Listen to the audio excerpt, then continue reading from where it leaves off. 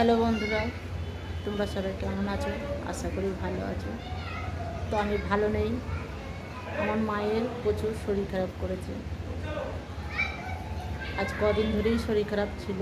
আমি যেহেতু ফোন পেলাম, বাড়ি থেকে ফোন এসেছিল, কদিন আগেই শরীর খারাপ হয়েছে। এক সপ্তাহ ধরে প্রচুর শরীর খারাপ ছিল। তো ডাক্তার দেখিয়েছে একটু কম ছিল। আজ আবার রক্ত পরীক্ষা করতে গেছে, ওখানেই মাথা ঘুরে পড়ে গেছে। তো ওখানেই মাথা ঘুরে পড়ে গিয়ে সে ওখান থেকে আমাকে বারবার ফোন করছিল। আমি বাবাকে পাঠিয়েছি, তা বাবাকে নিয়ে হসপিটালে গেছে, হসপিটালে ভর্তি আছে। এখন অবস্থা খারাপই আছে, ভালো নেই। ওর জন্য আমার মন মেজাজ ভালো না বন্ধুরা। যেহেতু মা, তো আমার মা বাবার কিছু হলে আমি সহ্য করতে পারি না, খুব কষ্ট লাগে। তো মায়ের অবস্থা খুব একটা ভালো না, কথা মতো বলতে পারছে না, সেইভাবেই রয়েছে।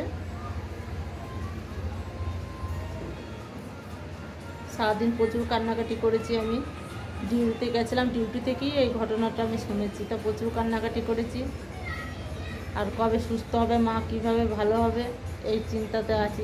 তোমরা সবাই একটু দয়া করো মায়ের জন্য, যাতে তাড়াতাড়ি ভালো হয়ে যায়।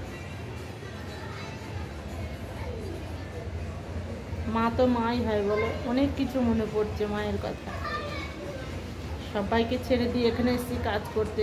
সবাই যদি বাড়িতে ভালো থাকে আমার ভালো লাগে, সবাই যদি খারাপ থাকে আমার খুব কষ্ট লাগে।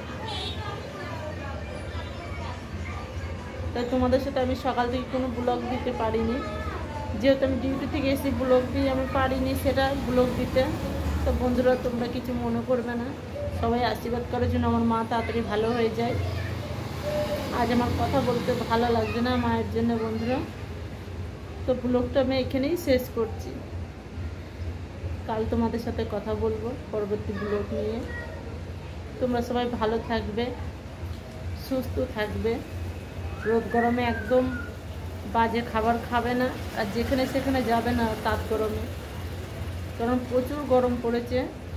এতে আরও মানুষের শরীর খারাপ বেশি হচ্ছে বন্ধুরা। তো তোমরা সবাই ভালো থাকবে, সবাইকে গুড নাইট।